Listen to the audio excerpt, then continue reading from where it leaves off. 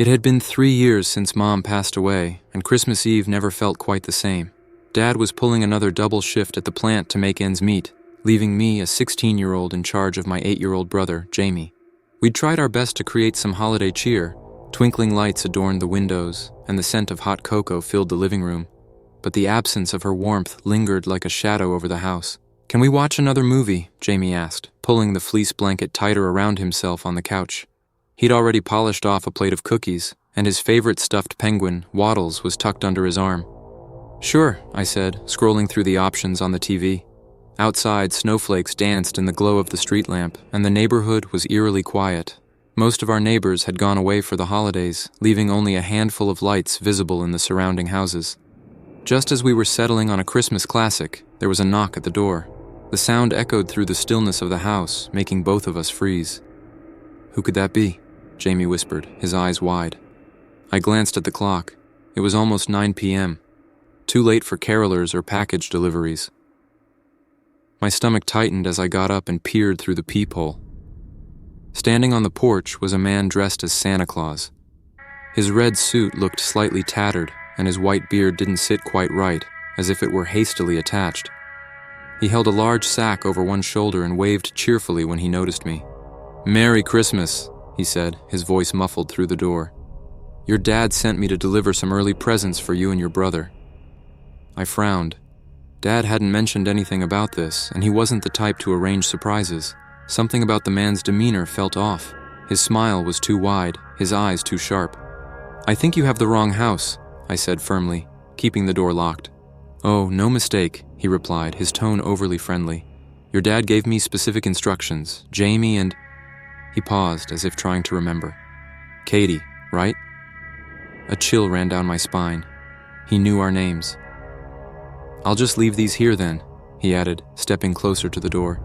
"You can open them now if you like." "We're good, thanks," I said, trying to keep my voice steady. "Please leave." His smile faltered, replaced by a flicker of irritation. He knocked again, harder this time. Jamie crept up behind me, clutching Waddles tightly. "What does he want?" he whispered. "Just stay back," I whispered back, my heart pounding.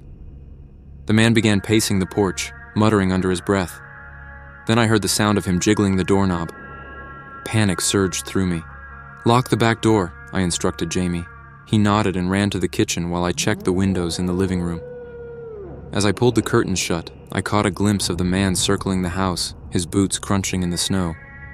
He tested the windows, peering inside with a predatory gleam in his eyes. My hands shook as I grabbed my phone and dialed Dad's number. No answer. Of course, he was probably knee-deep in machinery noise at the plant. 911, I whispered, dialing again. The operator's calm voice was a lifeline as I explained the situation. "Stay on the line," she said. "Officers are on their way. Can you secure yourselves in a room?" "Yes, but he's trying all the doors," I said, glancing toward the kitchen. Jamie had locked the back door, but the man was now rattling the handle. The sound sent shivers down my spine. I needed to buy us time.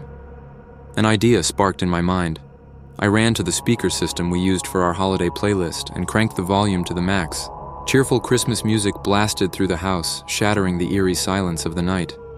Jamie looked at me, confused. "Why are you doing that?" "To get the neighbors' attention," I said. "If anyone's home, they'll notice something's wrong." The man outside banged on the kitchen window, his face twisted in anger. The music only seemed to enrage him further. He pulled something from his sack, a crowbar, and began prying at the window frame. My heart raced as I grabbed Jamie and hurried upstairs, locking us in the bathroom. "The police are coming," I reassured him, though fear was clawing at my chest. I pressed my ear to the door, listening to the muffled sound of music mixed with the stranger's heavy footsteps below. Then, a new sound joined the mix, voices. The music had worked. Someone outside was shouting, "Hey, what are you doing?" The footsteps stopped, followed by the sound of hurried movement. I peeked out the window and saw flashlights bouncing in the dark. 2 of our neighbors had come out to investigate, and they were shouting at the man, who was now retreating toward the street. Moments later, red and blue lights flooded the yard as a police cruiser pulled up. Jamie and I stayed put until an officer knocked on the bathroom door, identifying himself. When we emerged, I felt a wave of relief at the sight of their uniforms. The man in the Santa suit was handcuffed and arguing with the police, claiming it was all a misunderstanding. He said he's a family friend, one officer told me, but his story doesn't check out. Do you recognize him? No, I said firmly. He's lying. My dad would have told us if he sent someone. The officer nodded, taking my statement. They searched the man's bag and found duct tape, rope, and a large knife. My stomach turned as I realized how much worse the night could have been. When Dad got home, his face was a mix of anger and relief. He hugged us tightly, apologizing over and over for not being there. "You did everything right," he said, his voice trembling. "I'm so proud of you." That night, as we sat together under the glow of the Christmas tree, I felt a strange mix of emotions. Fear and relief, sadness and gratitude. Jamie fell asleep in my lap, clutching wattles, and I resolved to never let my guard down again. Christmas would always remind me of Mom, but now it would also remind me of how important it is to protect the ones you love.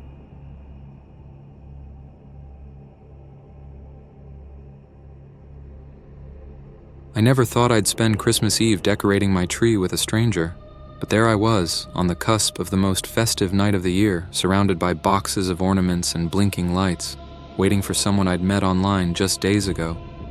It wasn't like me. Normally I was careful, especially when it came to dating, but after breaking up with Sarah 2 months ago, the days had become unbearably quiet. Christmas had always been our season.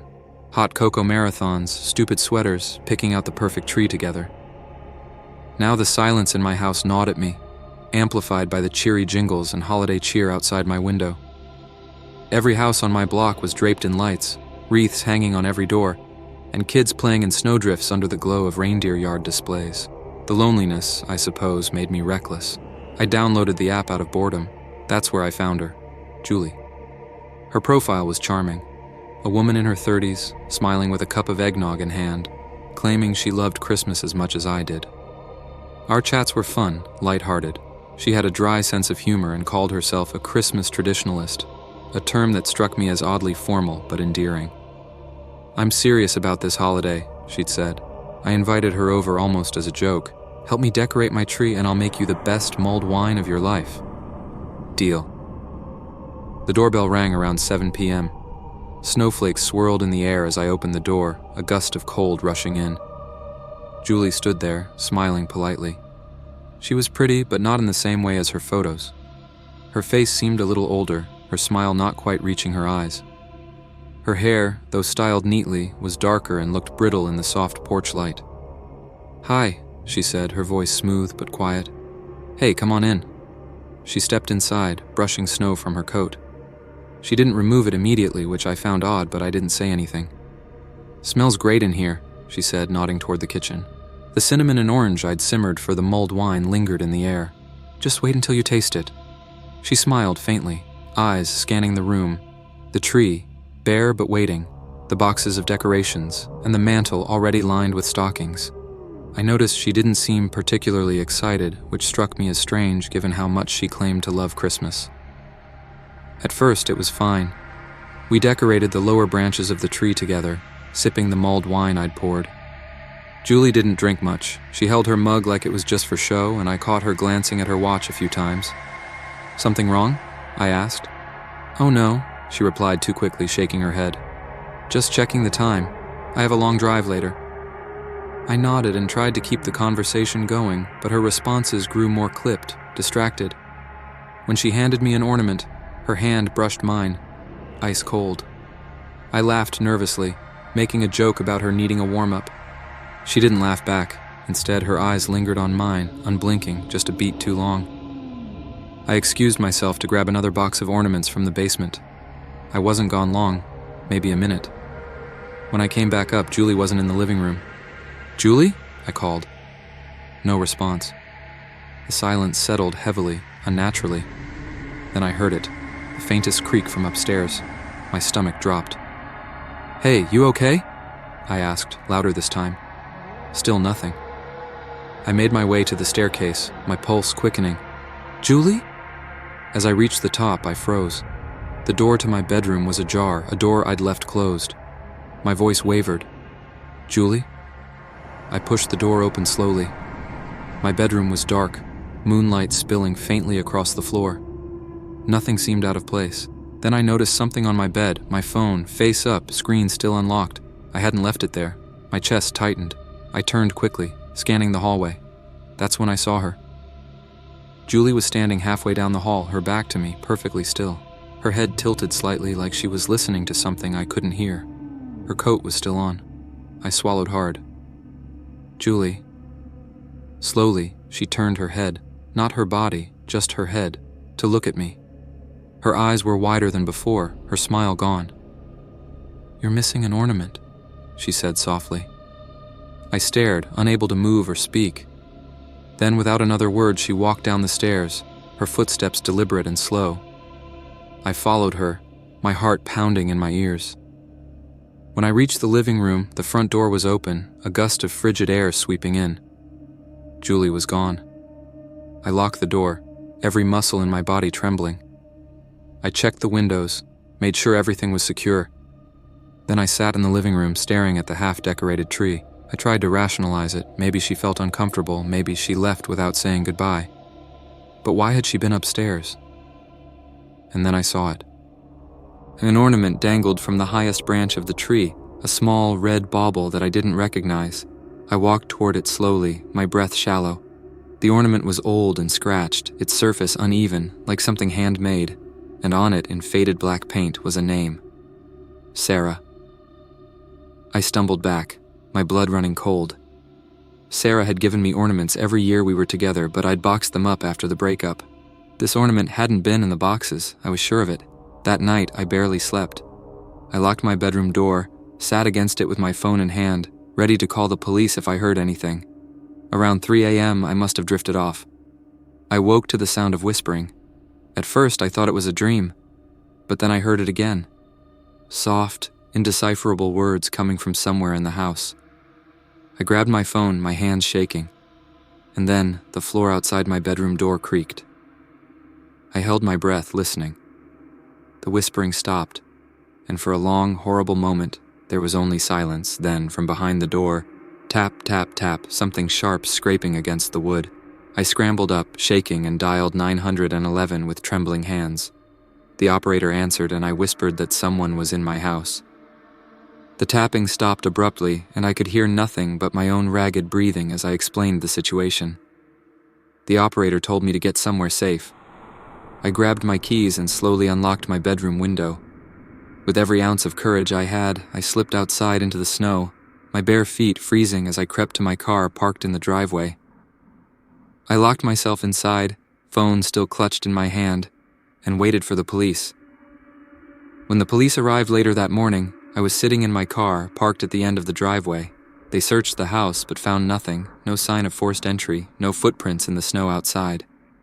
But when they looked at the Christmas tree, they found the ornament. The officer turned it over in his hand, frowning. "Where did you get this?" he asked. "I don't know," I whispered.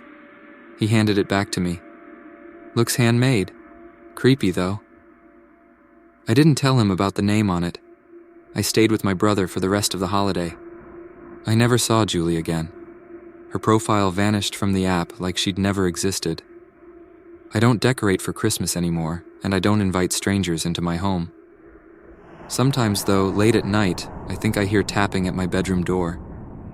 And I remember the way Julie's head turned and the way her voice sounded when she said, "You're missing an ornament."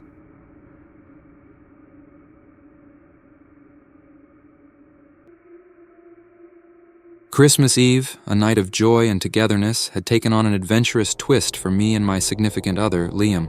We had booked a secluded cabin nestled deep in the snow-covered mountains through an online rental platform. The idea of escaping the city's hustle and spending the holidays surrounded by nature's serenity was too tempting to pass up.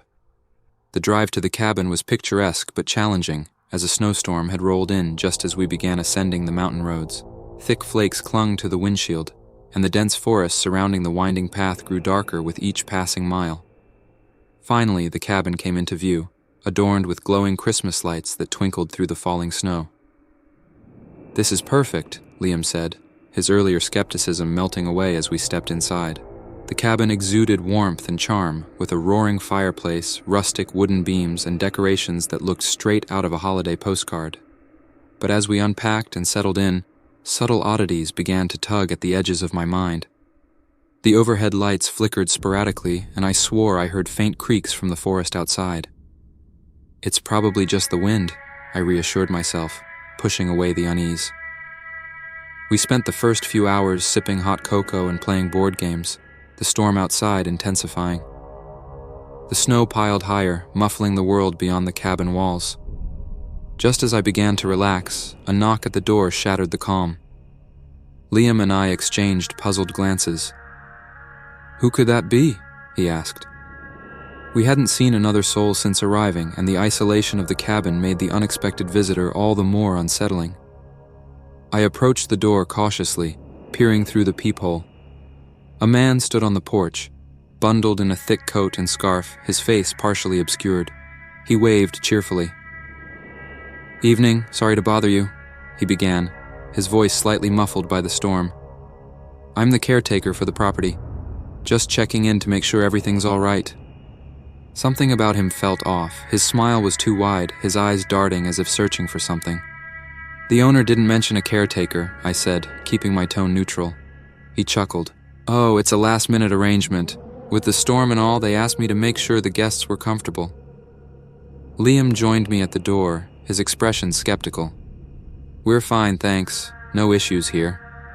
The man's smile faltered slightly before he nodded. "All right then. Stay warm." We watched him retreat into the storm, his figure quickly swallowed by the swirling snow. An uneasy silence lingered after we locked the door. "That was weird," Liam said. I nodded, unable to shake the feeling that the man's presence was more intrusive than helpful. As the evening progressed, the strange occurrences multiplied. The outdoor lights flickered erratically, casting shifting shadows across the snow. At one point, the power briefly went out, plunging the cabin into darkness. When it returned, the water heater stopped working, leaving us with no hot water. Concerned, I messaged the host, explaining the issues and mentioning the caretaker's visit. Their reply came quickly. "Caretaker? There's no caretaker for the property. No one should be there except you." A chill that had nothing to do with the weather ran through me. I showed the message to Liam, whose face paled. "He's not who he says he is." The storm raged on, and we double-checked every lock and window, ensuring the cabin was secure. Hours passed uneventfully until an aggressive banging on the door startled us awake in the middle of the night. "Let me in. I'm here to help." The voice from earlier was now frantic, almost desperate.